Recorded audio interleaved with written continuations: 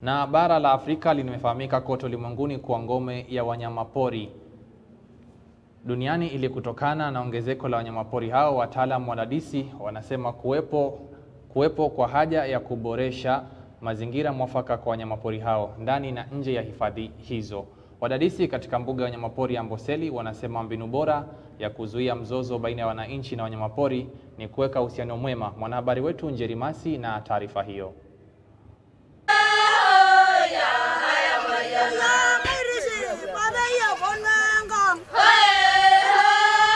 Ilikuwa fursa kwa washikadau barani Afrika kupata jukwaa la kujadiliana kuhusu jinsi ya kukomesha mizozo kati ya binadamu na wanyama pori na kufanya pande hizi mbili kuishi katika mazingira yao bila tatizo. On behalf of my delegation from Malawi, Mr. Elisha from Department of Parks and Wildlife, I want to thank very much for you, Mr. President, and the entire office of IFO for inviting us here in Kenya, mainly for Amboseli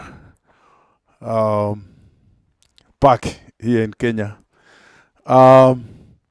This is not, I cannot say we are people who got a chance to visit here, but not that. I think this is 100% your heart, because as a traditional leaders in Malawi, I didn't think or dream that one day I'll be here. In Kasungu National Park, I think we are about 9 traditional leaders surrounding Kasungu National Park. Kasungu National Park is a very big park, and it's like a big district. And the Kasungu district, we are about 1,200,000 people. So I think to be here is another chance to learn more through our friends there, Amboseli King or Amboseli Chiefs here, so that they can explain more and we can get a lot of, so that when we're back to Malawi, we can do practice and we can pass the information from what our friends here doing. Mbuga ya kitaifa ya Amboseli ilitangazwa na shirika la UNESCO katika mwaka 1901 kuwa hifadhi ya binadamu na wanyama pori. Tofauti na mbuga za kitaifa za kawaida, sio tu kwamba ina hifadhi asili, lakini pia inajumuisha masuala ya jamii na inahusisha njia za kitamaduni katika uhifadhi wa mazingira. I think my colleague has said a number of issues, but I simply want to raise an issue of the communities out there would love to live with these animals. But maybe the thorny issue is that when it comes to management, the communities are left out. Like he said, when you are looking at an animal, you see relish. You are not seeing you are not seeing value from that animal, because communities are sidelined. They don't have a say in terms of managing those animals. But like what I'm seeing or what I'm hearing in these communities, the communities are living harmoniously with the nature. They are living harmoniously with these animals. So they see value. When they see an animal, they don't see a problem. Hifadhi hii huvutia watalii kutoka kote duniani, bila kusahau watalii wa humu nchini. Ziara hii haikuwa ya kawaida, bali ni ziara iliyoandaliwa na shirika la kimataifa la maslahi ya wanyama IFO, lililowaleta pamoja machifu kutoka mataifa ya Malawi na Zimbabwe ili kujadili na kujifunza mbinu na umuhimu wa wanyama pori na binadamu kuishi katika ekolojia moja bila mizozo kuibuka. Mbuga ya Amboseli ikitumiwa kama mfano. If we can live with animal and human being like our friends are doing here, definitely we can do something in our country. So this is one thing which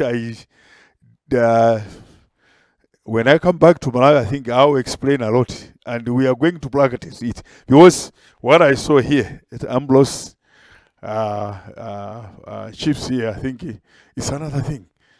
This is very interesting. If we can live, we and animals, definitely the investor, they can come. And something, we can change something in our society, and our people, they can start looking friendly with animals. But very happy to be back here in Kenya and Amboseli. So just to give context, I had the pleasure of meeting both chiefs when I was on the last trip to Malawi, and we were had the pleasure of opening some of the work that we were doing there in Wangi National Park. I'm sorry, in Kasungu, with the women's group, the national parks systems, and the idea that I came up with, and when I was with the chief Daniel, who hopefully we'll be seeing tomorrow or during the course of the trip, was that so much of conservation has really been centered around national parks. And there's many organizations that work inside national parks, and they have a very specific way of managing those parks. But over the years, one thing that we've realized and we've learned here through our work with the Maasai community here is that in many places, much of the wildlife spends 70% of their time outside of the national parks. Viongozi kutoka mataifa ya Afrika Kusini wana ushawishi mkubwa katika jamii zao na wanawakilisha zaidi ya watu 100,000 wanaoishi kando kando ya hifadhi za wanyamapori, na pia wanaongoza katika kuwezesha mchakato ya kanuni na maadili asilia. Kwa mfano, katika jumuiya ya Kitenden ya uhifadhi wa wanyamapori ya Amboseli, inachukua mbinu ya uhifadhi wa wanyamapori kwa kukodisha ardhi ili kuwapa wanyamapori nafasi ya kutosha ya kuzunguka bila vizuizi. Mnamo mwaka 2013, shirika la IFO lilipata ekari 26,000 za makazi ya wanyamapori kutoka kwa jamii, na zaidi shirika hili linakusudia kukodisha ekari zingine 29,000 kuwezesha uhuru wa wanyamapori mbugani. Zaidi, serikali imeweka sera na mikakati ya kuhakikisha wanyamapori kama ndovu wanalindwa vilivyo wanapotoka katika mbuga mbalimbali. When I see an animal, when I see an elephant, I scratch my head, I say a lot.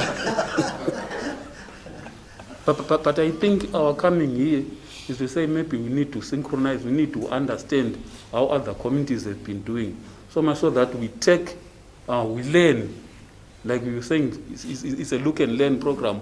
We take what the Kenyans are doing here, we import it to Zimbabwe, so much so that these animals will live forever. We need to leave these animals for our future generations. Like if you go to Zimbabwe, you'll find the SNM saying in Ndlovu, referring to an elephant.